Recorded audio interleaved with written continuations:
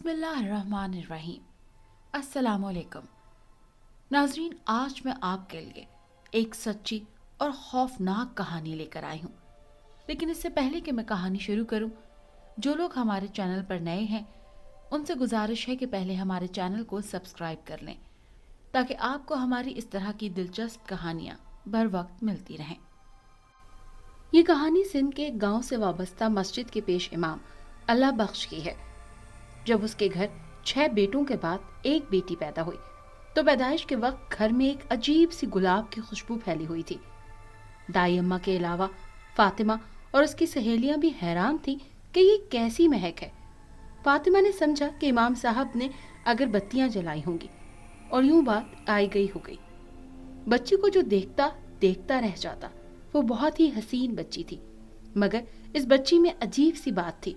वो ये कि इसके हाथ पांव काफी बड़े थे, जिस्म नाजुक पतला सा, गुलाबी सुर्खी माइल रंगत, सुनहरे बाल, नीली नीली आंखें।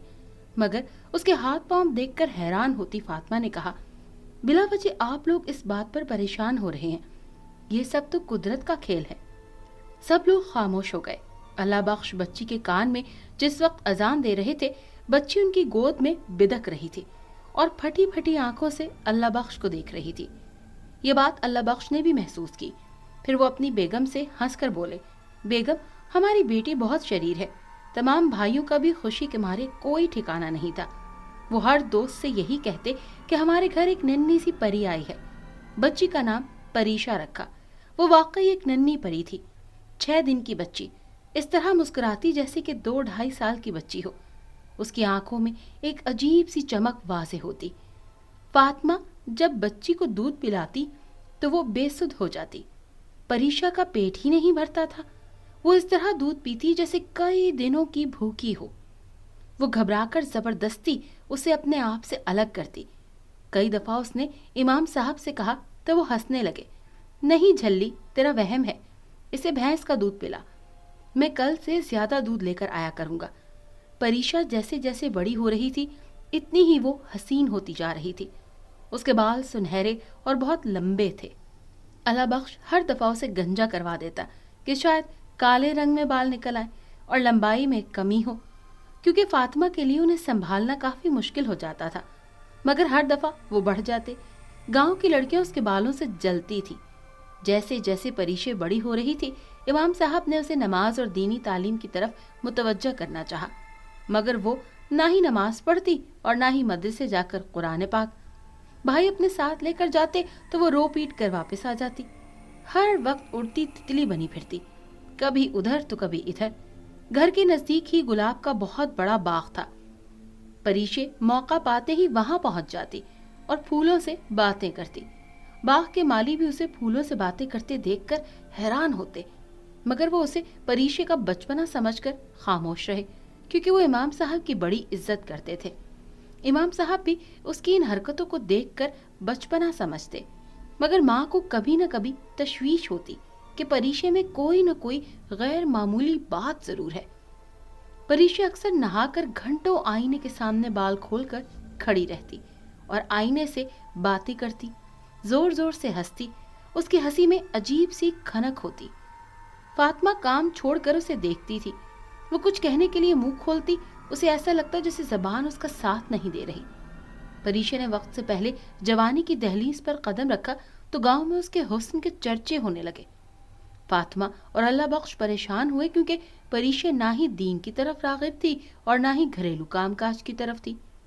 बड़े भाइयों ने सख्ती से काम लेना चाहा तो वो और भी जिद्दी बन गई। वो खाना पीना छोड़ देती, सारा दिन आईने के सामने बनाव सिंगार करके खड़ी रहती और मौका मिलते ही गुलाब के बाग में पहुंच जाती और इस तरह नाचती जैसे कोई मोरनी अपनी दुनिया में मगन अपने पंख फैलाकर नाचती है। गंदुम की कटाई का मौसम था। अल्लाह बख्श और फातिमा सुबह सवेरे नमाज के बाद गंदुम की कटाई के लिए गए हुए थे। परीशे भी नाश्ता करके सीधी गुलाब के बागीचे में जा पहुंची।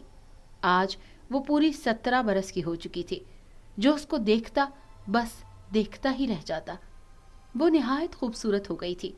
आज उसे देसी गुलाब के बाग के फूल की तलाश थी, जिसे वो कल तक कली की सूरत में देखकर खुश हो रही थी। आज वो सुबह सुबह यहाँ पहुंची ताकि माली उसे तोड़ ना ले। जब वो उस पौधे के पास पहुंची तो उसने देखा कि शाख पर वो फूल है ही नहीं। ये देखकर वो पागलों की तरह बाग में दौड़ने लगी, मगर तमाम पौधों पर सिर्फ कलियां थी, फूल कोई भी नहीं था। परिशे पर अजीब सी कैफियत तारी हो गई। अचानक उसका चेहरा भयानक हो गया, उसके मुंह से कफ बहने लगा, जबान हलक से बाहर आ गई। वो बुरी तरह कांप रही थी। परिशे अब बुरी तरह रो रही थी। इतने में माली का गुजर हुआ। वो परिशे को रोता देखकर वहां रुक गया। माली बाबा, गुलाब का फूल कहाँ है? वो माली को दूर से देखकर चिल्लाई, बेटा, आज किसी की शादी थी इसलिए सुबह मालिक ने मंगवा लिए। ये कहते हुए माली बाबा उसके करीब आया। पुत्र, 2-4 दिन में फिर खिल जाएंगे।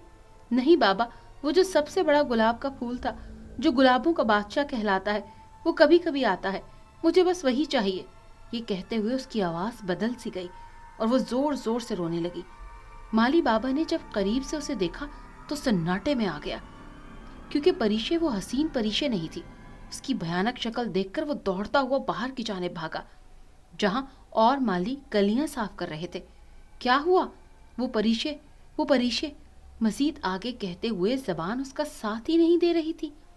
तमाम लोग उसी जगह की तरफ भागे। देखा तो परिशे बेहोश पड़ी थी। उसकी जबान मुंह से बाहर निकली हुई थी, हाथ पांव मुड़ चुके थे। इमाम साहब को लोग खेत से बुलाकर लाए। वो परिशे को इस हालत में देखकर बहुत परेशान हुए। ये मेरी बेटी नहीं, ये मेरी परिशे नहीं, तो ये कौन है? बड़ी मुश्किल से उन दोनों को घर लाया गया। फातिमा ने जब उसकी हालत देखी तो वो बहुत रोने लगी। गांव के लोगों ने इमाम साहब और फातिमा को तसल्ली दी और राय दी कि परिशे को किसी आमिल को दिखाया जाए। बड़ी मुश्किल से एक आमिल साहब को तलाश किया गया। उन्होंने जब परिशे को देखा तो परेशान हो गए। कहने लगे, किसी गंदी रूह ने परिशे को अपने बस में किया हुआ है। इससे निजात दिलाने के लिए मुझे 3 दिन का चिल्ला काटना होगा।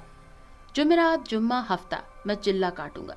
एक बात बताता चलूं, अगर मैं इस चिल्ले में कामयाब ना हो सका तो परिशे की जान भी जा सकती है। आप बाप है, इमाम साहब ने कहा, कुछ भी हो, मैं अपनी बच्ची को फिर से खुशबाश देखना चाहता हूँ। आमिल साहब ने कुछ चीजें मंगवाई और कहा कि मैं जुमेरात को नमाज के बाद बैठ जाऊंगा। तुम भी मेरे साथ मौजूद रहना। अमल के दौरान तुम डरना नहीं और ना मुझको किसी बात के लिए मना करना। अगर बीच में कोई ऐसी बात हुई तो तमाम मेहनत रायगा हो जाएगी। चिल्ला शुरू किया गया। जैसे जैसे मौलाना साहब पढ़ाई कर रहे थे, परिशे खौफनाक अंदाज में चिल्लाती रही, देख मौलवी, मुझे छोड़ दे, तू अपना काम मत कर। मैं परिशे को कोई नुकसान नहीं पहुंचाना चाहती, क्योंकि इसमें मेरी जान है। जब ये माँ के पेट में थी, इसकी माँ पुराने कब्रिस्तान के साथ वाले गांव में जा रही थी।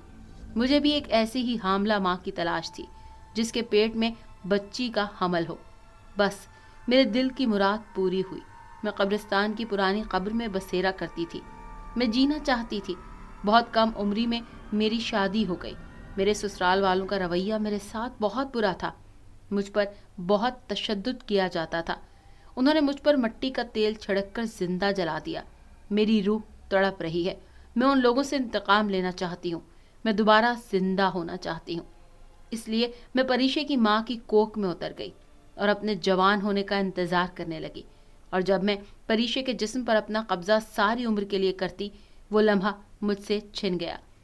मुझे शुरू से गुलाब का फूल बहुत पसंद था, इसलिए मुझे गुलाब का बादशाह चाहिए था। उसकी खुशबू से मेरा जिस्म महकता रहता। उस महक के जरिए मैं किसी को भी अपना गुलाम बना सकती थी। जब मेरी मौत वाक़ई हुई तो मेरे सबसे छोटे देवर की उम्र 8 बरस थी। अब वो गबरू जवान है। मैं उसको अपना गुलाम बनाकर अपने पूरे ससुराल से अपना इंतकाम लेना चाहती हूँ। मगर वो गुलाब का फूल तोड़ लिया गया और मुझे माली ने उसी हालत में देख लिया, वरना थोड़ी देर बाद मैं वापस अपनी हालत में आ जाती। आप लोग चले जाएं, वरना परिशे को नुकसान भी हो सकता है। आमिल साहब परिशे की बात एक कान से सुनते और दूसरे कान से उड़ाते। जैसे जैसे वो पढ़ाई कर रहे थे, वो बदरूह चीख रही थी। आज चिल्ले का आखिरी दिन था। आज परिशे बहुत ही अजियत में थी। वो रो रही थी, मुझे छोड़ दो, मुझे जीने दो। अगर मैं परिशे से जुदा हो गई तब भी परिशे इस तरह बिस्तर पर एक मुर्दे की तरह जिंदगी गुजारेगी। बस अल्लाह बख्श से ये जुमला बर्दाश्त न हुआ और वो फूट फूट कर रोने लगा। परिशे को जाने दो आमिल साहब, परिशे को मरने दो। अगर ये नहीं मरी तो पता नहीं कितने लोगों को नुकसान पहुंचाएगी। अब जबकि चिल्ला पूरा होने वाला था, उस वक्त अल्लाह बख्श ने सब कुछ खाक में मिला दिया। आमिल साहब चिल्ला छोड़कर उठ खड़े हो गए। उन्होंने देखा परीशे झटके ले रही थी।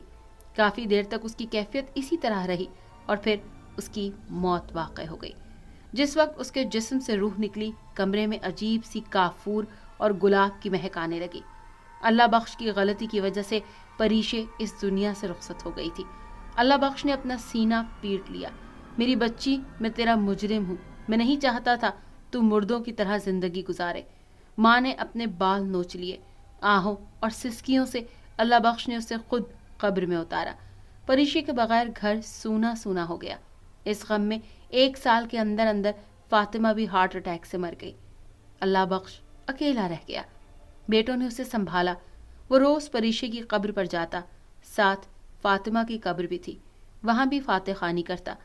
परीशे की कब्र पर गुलाब के फूल चढ़ाता, कुरान पाक पढ़ता और रो रो कर दुआ करता, इलाही हर किसी की बच्ची को ऐसी नागहानी मुसीबतों से बचा कर रखना। अगर आपको ये कहानी अच्छी लगी है तो इसे लाइक कीजिए और हमारे चैनल को सब्सक्राइब कीजिए। और हाँ, अगर आपके किसी दोस्त, रिश्तेदार या बहन के साथ खुदा न खास्ता इस तरह का कोई भी वाक़या पेश आया है तो हमें कमेंट सेक्शन में उसके बारे में ज़रूर बताइए।